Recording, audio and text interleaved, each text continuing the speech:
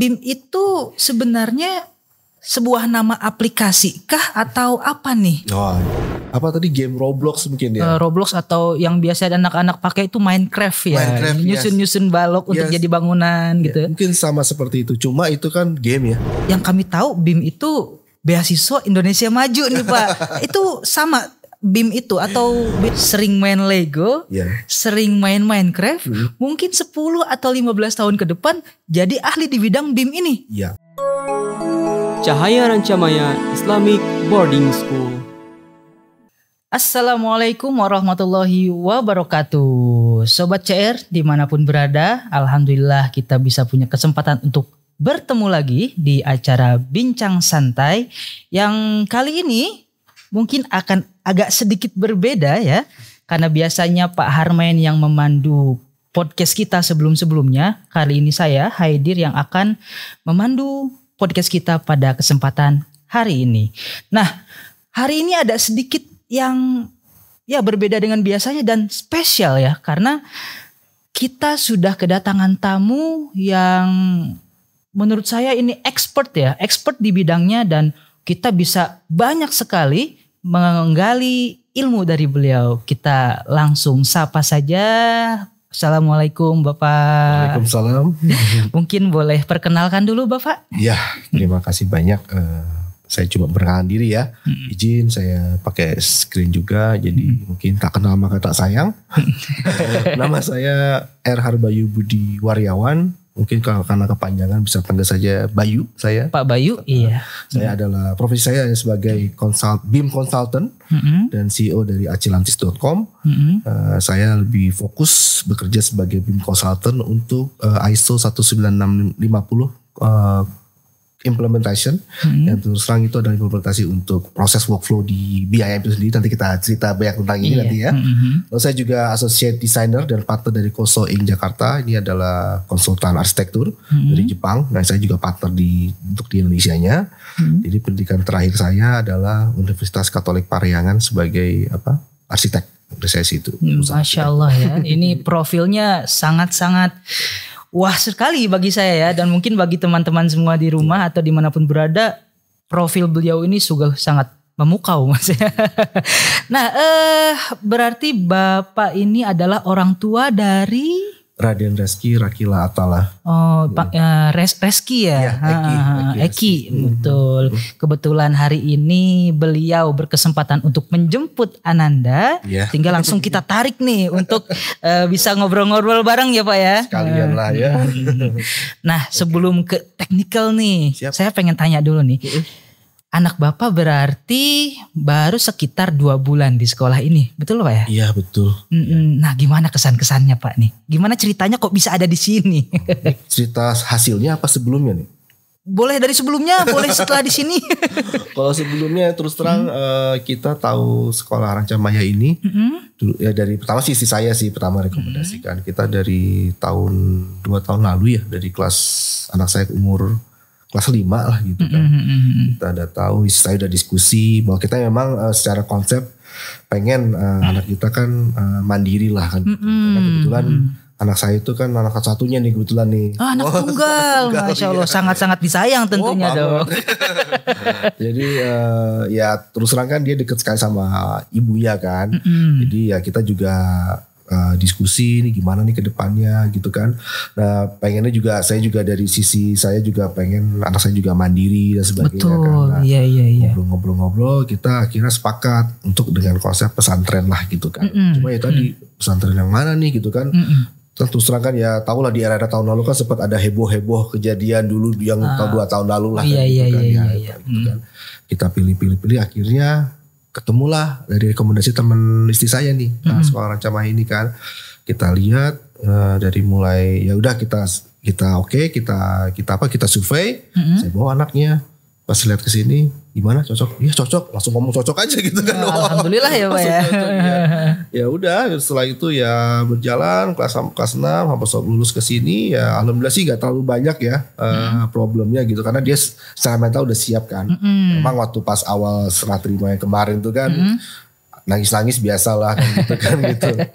Tapi ya so far berjalan dengan baik karena temannya banyak ya, mungkin ya temannya banyak, dan saya lihat juga perkembangannya nih hasilnya kan. Dan yang tadinya mungkin anak saya tuh mungkin sifatnya meledak-ledak gitu ya, kan jadi lebih kalem gitu. Wah, baru 2 bulan sudah berefek ya Pak ya. Berefek banget ya. Lebih kalem dan lebih apa ya? Yang kita harapkan itu ya, keposiliron, kalau itu bahasa Jawa apa? Rasa mengerti orang lainnya juga lebih bagus sekarang. Dulu kan mungkin terlalu egoisnya tinggi kan mungkin ya. Sekarang kita lihat wah ini bagus juga ya perkembangannya, 2 bulan padahal kan gitu kita lihat ya. Kita sih terus terang pede lah untuk selanjutnya di sekolah Ranca Maya ini gitu loh. Gitu mudah-mudahan kedepannya lebih banyak hal-hal positif yang bisa didapatkan baik bapak maupun anak bapak ya Pak ya. Nah kita maju ke, tadi saya lihat di profil bapak itu bapak itu BIM Consultant ya. Iya, nah betul. Yang kami tahu BIM itu beasiswa Indonesia Maju nih Pak. Itu sama BIM itu atau beda? Beda apa? sih. Jadi mungkin kalau kita coba bisa jelasin BIM itu apa sih gitu kan. Jadi memang BIM ini singkatan dari Building Information Modeling. Oh iya. Jadi memang ini istilah yang mungkin cukup baru ya di 5 tahun kebelakang ini ya sebenarnya. Tapi sebenarnya sudah di luar negeri itu sudah berjalan 10-15 tahun sebelumnya gitu. Kita emang sepertinya sudah agak terlambat lah untuk hal ini gitu. Tapi nggak apa-apa, ini namanya perkembangan zaman kan. Nah, kita masuk di era sekarang. Jadi BIM itu adalah bisa dikatakan usaha kita untuk bisa melihat sebuah representasi digital dari sebuah karakter fisik, baik itu berupa bangunan atau infrastruktur. Gimana? Jadi bangunan, infrastruktur, kita buat rekayasa digitalnya, kita buat digitalnya. Baik itu berupa gambar digitalnya seperti itu. Iya. Digital tuh gak cuma gambar, baik berupa datanya, informasinya, kita bisa take dari itu semenjak awal. Harapannya seperti itu. Sebelum dilakukan pembangunannya gitu. Betul. Jadi emang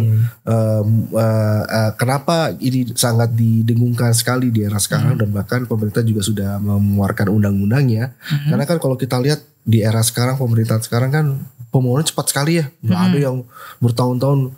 Di 5 tahun sekarang aja kita bisa ngeliat bangunan cepat sekali. IKN pun juga diusahakan dikebut-kebut. Nah itu hanya bisa dimungkinkan dengan metodologi BIM ini sendiri. Gitu. Oh iya. Dan ini yang nanti kita coba bahas selanjutnya sih. Sebenarnya prinsipnya gitu. Jadi mindsetnya adalah bagaimana kita berusaha untuk bisa mereplikakan sebuah karakter fisik itu menjadi sebuah karakter digital. Iya.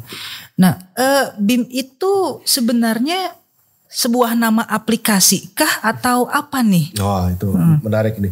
Jadi BIM itu sebenarnya bukan sebuah aplikasi. BIM itu sebenarnya memang dia untuk mewujudkannya butuh aplikasi. Tapi secara prinsip BIM itu Building Information Modeling itu sendiri adalah sebuah mindset sih. Mindset.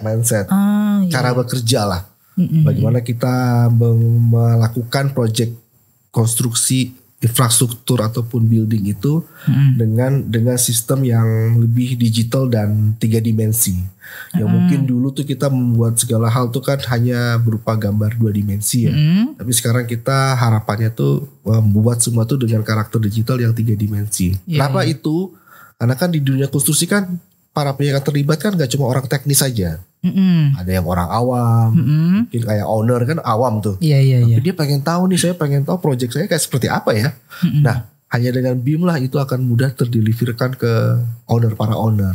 Sehingga si owner ini juga bisa, karena dia owner dapat informasi kan, sama seperti bahasa ya kan, Building Information Modeling. Dengan dia dapat informasi, dia bisa dapat memutuskan project ini saya mau, misalnya saya lihat ruangan ini gitu kan, dengan 3D lebih awal dia bisa tahu, oh saya kayaknya AC ini pindah sini deh. Cuma kalau gambar 2 dimensi, gambar kerja, mungkin dia nggak ngerti kan nih di mana ini. Nah itu sih sebenarnya semangatnya ke sana gitu.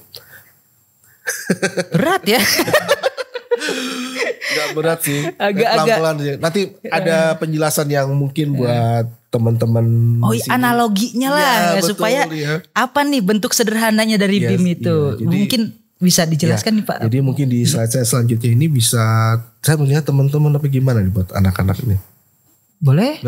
Buat teman-teman sekalian. Jadi kalau bicara BIM itu kita bisa analogikan seperti kita melakukan project bangunan dengan menggunakan Lego. Lego, iya. Oh, Lego yang mainan itu. Betul. Jadi kita tuh sebenarnya membuat BIM itu seperti kita ngebangun sebuah bangunan menggunakan Lego. Cuma ini kita bikinnya menggunakan software gitu loh, menggunakan software.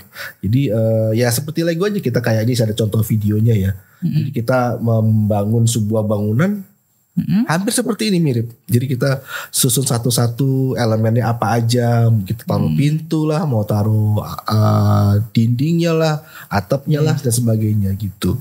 Seperti ini sih, sesimpel itu. Mungkin kalau teman-teman yang lain juga bisa tahu kan kayak apa tadi, game Roblox mungkin ya. Roblox atau yang biasa anak-anak pakai itu Minecraft ya. Nyusun-nyusun balok untuk jadi bangunan gitu. Mungkin sama seperti itu. Cuma itu kan game ya. Kalau ini pekerjaan. Ini pekerjaan. Betul. Tapi basicnya sama. Basicnya sama. Masya Allah ya. Berarti nih bagi teman-teman yang suka main game Minecraft, Roblox atau tadi main Lego, ya bisa jadi sebuah pekerjaan ya untuk penghasilan di masa depan. Masya Allah ya.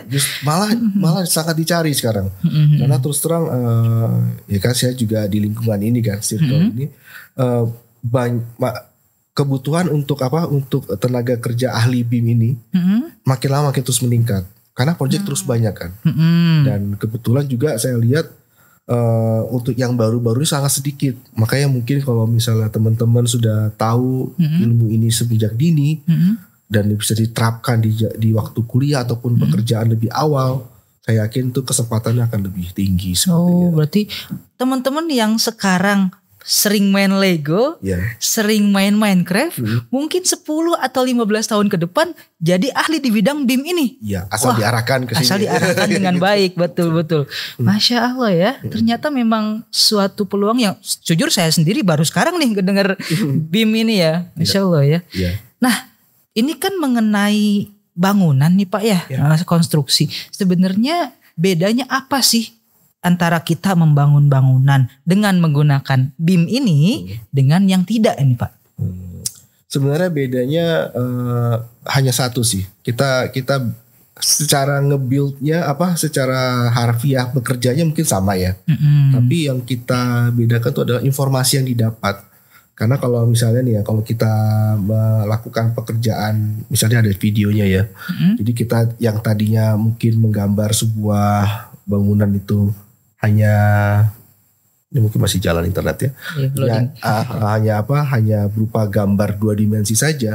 Tapi ketika kita, ini kan 2 dimensi nih ya, nanti ketika kita bikinnya langsung 3 dimensi, itu informasinya tuh akan lebih banyak didapat dibandingkan kita cuma 2 dimensi saja. Informasi apa aja tuh Pak? Apapun, termasuk kita melihat secara bentuk, material, luasan, bahkan kebutuhan material yang akan digunakan di bangunan tersebut. Termasuk mungkin harganya ya Pak? Perhitungan kalau kita harga. Masukkan harganya, ya bisa. Jadi itu sih bedanya. Karena memang kenapa kita menggalakkan BIM ini dan kenapa pemerintah pun juga sudah menggalakkan ini jadi suatu peraturan, karena dia juga lebih gampang mengaudit sebuah bangunan tanpa harus dia mengecek satu-satu gambarnya. Tapi dengan BIM tuh dia tinggal mencari resume dari sebuah dashboard kan, itu bisa kita bikin dashboardnya ya. Saya pengen cek dong ini untuk update di tengah waktu sekarang itu seperti apa budget yang saya keluarkan, itu bisa langsung ketahuan hanya dengan kita punya data-data yang bersifatnya 3 dimensi ini. Gitu. Oh iya. Jadi intinya bahkan orang awam seperti saya yang tidak tahu menahu mengenai bangunan pun bisa dapat paham dengan BIM ini. Betul. Memang harapannya seperti itu karena kalau kita terus memaksakan dengan metode konvensional itu terlalu banyak gap problem yang mungkin terlewatkan lah gitu kan. Tapi dengan BIM itu kita bisa melihat sebuah wujud infrastruktur ataupun sebuah bangunan itu dengan harfiah. Ya, seperti kita harfiah visualisasikan apa yang kita lihat sekarang gitu kan. Betul. Nah, misalnya nih saya ingin membangun sebuah, anggaplah rumah gitu kan. Iya. Nah, saya ingin mengadopsi yang tadi BIM itu. Gitu. Nah, step by stepnya itu seperti apa Pak? Apa yang harus saya lakukan pertama sehingga selesai itu? Apa step by stepnya? Gitu. Sebenarnya hampir sama dengan metodologi yang lain. Memang kalau di sini tuh kita di metodologi BIM itu kita dipaksa untuk tahu ilmu apa ya, istilahnya ilmu pendamping apa ilmu serapan ya, pokoknya ilmu tambahannya lah. Itu secara berbarengan. Jadi kita misalnya sekali kita membuat sebuah bangunan, kita harus sekaligus memikirkan hal-hal lain termasuk kayak elektrikalnya, plumbing dan sebagainya gitu kan. Nah, stepnya hampir sama, cuma yang di sini yang dibutuhkan adalah keahlian kita untuk bisa berpikir matriks. Matriks itu sekali jalan tuh kita berpikir semua hal tuh berbarengan. Gitu. Jadi kita nggak bisa, kita bikin rumah dulu, misalnya bikin denah dulu gitu kan, baru kita masukin ini, nggak bisa. Kita harus barengan sekali jalan. Memang itu butuh latihan. Tapi saya yakin di era sekarang mungkin saya lihat kan kalau teman-teman kan mungkin kalau kayak sekarang belajar kan bisa jadi kayak belajar sambil makan, sambil barengan lah gitu. Jadi memang multitasking. Yes, multitasking. Memang dibutuhkan kemampuan multitasking yang tinggi sih untuk menjalankan BIM ini. Iya. Jadi mindset multitaskingnya juga harus bagus. Nah, sebenarnya kan saya tadi yang saya tangkap adalah BIM ini relatif baru ya Pak, terutama untuk di Indonesia. Sebenarnya ada nggak sih mungkin bangunan yang sudah jadi sekarang atau mungkin satu wahana atau situs yang dibangun dengan menggunakan BIM ini yang sudah populer atau seperti apa? Ada saya sebetulnya nggak bisa kasih contoh kan karena terkait beberapa hak cipta, tapi kalau saya bisa kasih contoh. Mungkin kalau buat teman-teman yang di Jakarta tuh kalau tahu GPK, stadion GPK tuh kan ada tuh yang baru tuh, yang beneran tuh. Saya lupa nama itu gedung apa ya. Itu juga menggunakan BIM. Nah, itu lalu Taman Ismail Marzuki itu menggunakan BIM. Taman Ismail Marzuki? Iya yang baru tuh. Lalu si JIS itu juga BIM. Setahu saya karena yang bikin itu Jakpro. Saya punya kerabat teman dekat di Jakpro. Mereka full BIM itu JIS. Jadi emang kalau misalnya teman-teman lihat proyek-proyek yang cepat-cepat, yang bikin bangun cuma setahun atau di bawah setahun, itu pasti pakai BIM. Oh, yang cepat itu biasanya pakai BIM? Iya, pasti. Karena kalau kita nggak pakai metodologi BIM agak susah itu. Pasti pakai BIM. Harus pakai BIM. Seperti itu. Makanya kenapa pemerintah PD bikin cepat-cepat pakai BIM itu. Oh gitu, iya. Berarti mempercepat proses ya Pak kalau gitu. Proses dan keputusan. Karena proyek kan yang paling bermasalah kan lebih ke proses sama keputusan. Karena ketika informasi kita nggak bisa dapatkan lebih awal dengan kita melihat gambar itu, kita susah mendapatkan informasi. Kan kita juga lambat memberikan keputusan. Betul, iya. BIM semua terlihat jelas secara harfiah, sehingga mungkin pemilik kebijakan tuh cepat memberikan keputusan. Itu sih sebenarnya. Masa ini merupakan masa depan ya Pak? Maksudnya yang biasanya untuk membangun sesuatu itu bisa berapa 5 sampai 10 tahun, ini mungkin bisa direduksi waktunya seperti itu. Nah, ini buat teman-teman kita nih Pak yang di sekolah nih. Mungkin ada yang balik lagi tadi suka main Roblox atau misalnya suka main Minecraft atau Lego. Ini menurut Bapak supaya lebih terarah itu untuk anggaplah tujuan akhirnya ini BIM lah. Mereka menguasai BIM. Itu mereka harus menguasai apa? Lalu harus kuliah di mana dan mempunyai keahlian apa nantinya gitu. Menarik nih pertanyaan. Gampang-gampang susah tapi sebenarnya gampang aja gitu kan.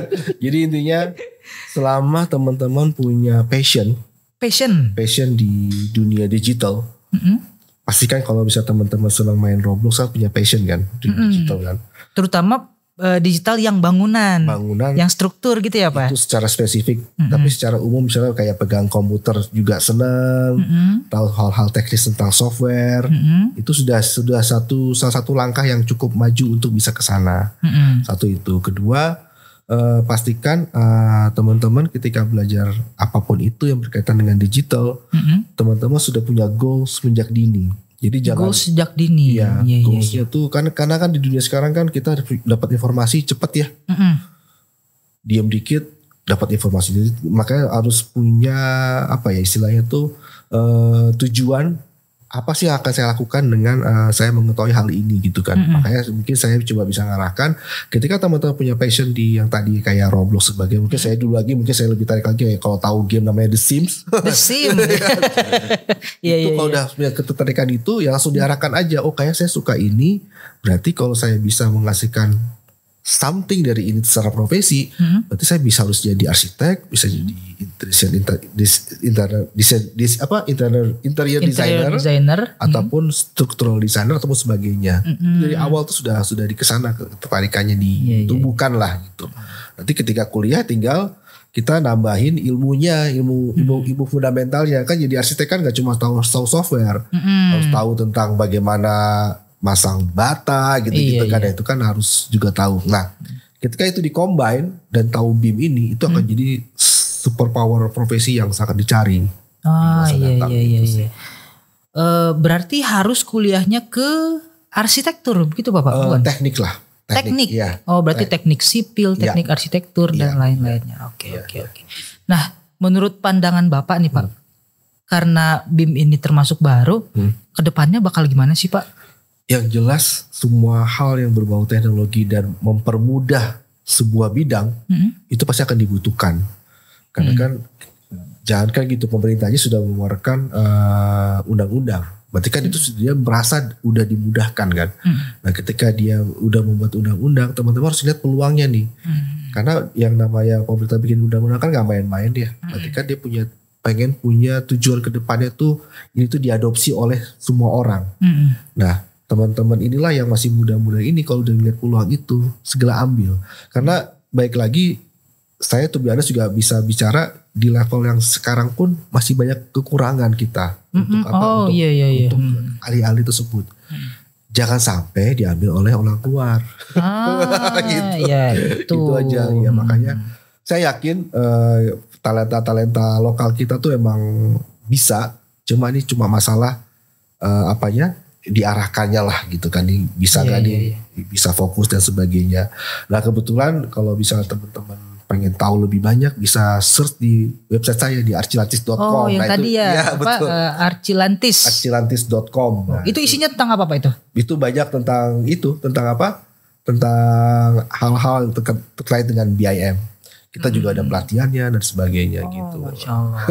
Nah, berarti bagi teman-teman nih yang sudah ada niat untuk masuk arsitektur ya, udah masuk ke teknik sipil atau sebagainya, mungkin bisa tujuan akhirnya tuh BIM ini dengan sedikit mungkin memantaskan diri dengan melengkapi kemampuan-kemampuan diri dengan hal-hal yang mendukung seperti tadi desain, terus 3D 3D structure dan lain sebagainya. Nah, mantap sekali ya. Saya sebagai orang yang bukan berkecimpung di bidangnya aja udah merasa amazed. Wah gitu. Kayak sesuatu yang ya sulit diungkapkan dengan kata-kata lah Pak. Sebenarnya sih ini lebih kepada kalau dibilang hal baru, tapi ya saya juga kenapa pengen sekali ikut podcast ini juga pengen ngasih sharing bahwa ini tuh potensi yang jangan disia-siakan lah. Betul. Talenta muda kita karena ke depan dunia makin global, informasi juga makin gampang diraih. Gak ada alasan untuk kita tidak belajar gitu sih. Karena informasi ini sebenarnya kalau kita belajar di YouTube juga ada sebenarnya kalau kita mau cari gitu. Memang tidak terstruktur tapi kita kalau mau cari tuh ada gitu loh. Tapi yang jelas keahlian BIM itu memungkinkan kita juga untuk berdiskusi secara global juga gitu. Karena kemampuan ini juga dicari di luar gitu. Berarti peluang kerjanya akan sangat luas sekali. Tapi itu kembali ke teman-teman juga gitu loh. Kalau teman-temannya hanya bisa tapi tidak expose, cuma juga kan gitu. Oh iya benar. Maksudnya ya tadi mungkin selain punya keahlian secara fundamental, keahlian tentang arsitektur atau sipil dan sebagainya, keahlian software sama keahlian ini branding. Masing-masing. Iya betul. Itu dibutuhkan juga. Kalau punya kemampuan tapi tidak show off, nggak akan kelihatan nih Pak ya. Betul. Setuju saya. Karena dunia ini hanya yang di Grab tuh hanya orang-orang yang punya kemampuan branding itu juga gitu loh. Karena kan kalian ini kan sangat tergantung juga sama figur juga kadang-kadang. Iya. Makanya karena masih figur gitu kan. Mungkin ke depan lebih ke keahlian teknis yang sifatnya udah ini ya, sudah ada kerangka-kerangka nilai yang bersifat akademis dan sebagainya. Karena ini belum ada secara akademis, baru di luar negeri nih fakultas-fakultas tentang BIM ya. Oh, yang khusus untuk BIM. Ya, di Indonesia masih belum. Makanya karena itu maksudnya ini peluang lah gitu kan. Betul. kita harus bisa ngelihat kekurangan itu sebagai peluang juga gitu loh. Betul. Jangan sampai kita karena di Indonesia nggak ada, ya udahlah kita biasa aja. Jangan juga gitu. Kita harus manfaatkannya itu semua. Betul. Gitu. Iya. Wah, mantap sekali ya. Nah, terakhir deh. Siap. Apa pesan-pesan Bapak nih untuk teman-teman, terutama siswa Cahaya Rancamaya ini dari sudut pandang Bapak sebagai praktisi BIM ya, mungkin sebutnya praktisi BIM. Iya, buat teman-teman, jadi buat siswa-siswa sekarang juga, kalau misalnya sudah punya merasa nih, saya punya passion nih, kayaknya sudah senang ngedesain ataupun nge-build sebuah objek 3 dimensi lah, saya nggak ngomong bangunan ya. Coba itu diarahkan, karena diarahkan tuh kan banyak ya. Teman-teman jadi animator juga bisa gitu kan. Coba saya kasih tahu nih, ada lagi satu peluang yang mungkin sifatnya lebih teknis, dan ini sifatnya lebih ke profesi teknis juga. Kalau animator kan mohon maaf ya, mungkin lebih kepada artis ya, artis gitu kan. Kalau ini kan teknis, bisa masuk ke struktur jabatan sebuah perusahaan dan sebagainya gitu. Ini peluang yang ke depan tuh sangat besar. Dan sayang kalau misalnya teman-teman nggak manfaatkan. Betul. Dan ini saran saya, tips and trick saya, pastikan teman-teman sudah belajar dari semenjak ini sebelum kuliah. Sebelum kuliah. Jadi dipersiapkan bahkan dari SMA mungkin ya? Bisa jadi. Iya. Prinsip-prinsipnya ya, bukan keahliannya. Prinsip, saya udah bisa bikin ini, tapi prinsipnya udah tahu. Nah, ketika kuliah tuh kan ditambah keilmuan praktisnya secara profesional kan jadi makin bagus. Karena belajar ini tuh juga menguras waktu. Nah, mumpung masih muda kan. Mumpung masih muda, gitu. Betul. Kalau udah makin berumur makin sulit pergerakannya. Bukan sulit sih, makin banyak problem yang harus diselesaikan. Karena hidup kita kan banyak problem, ya kan. Semenjak dini tuh teman-teman sudah bisa step by step mencicil lah kalian itu. Betul. Masya Allah sekali ya, obrolan kita dengan Pak Bayu ini isinya daging semua, Masya Allah.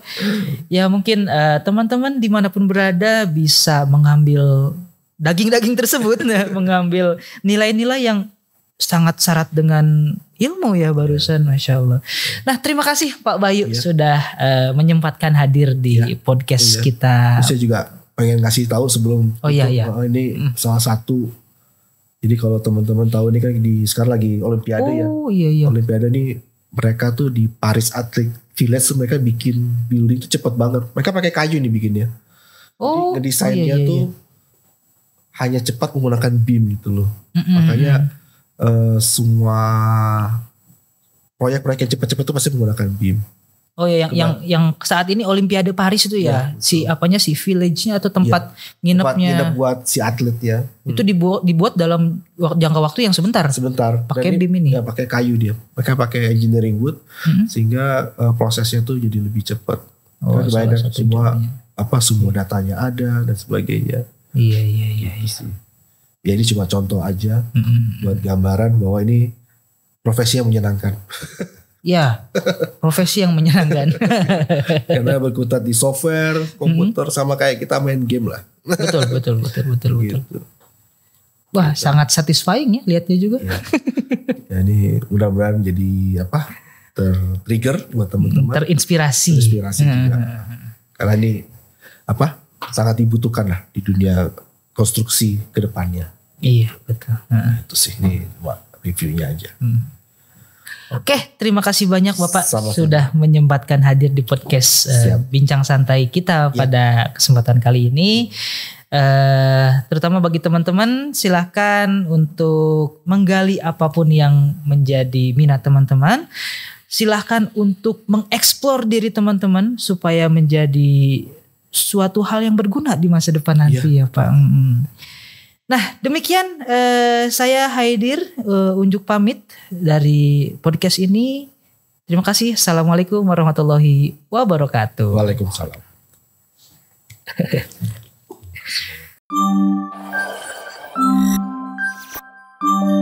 Come and join us.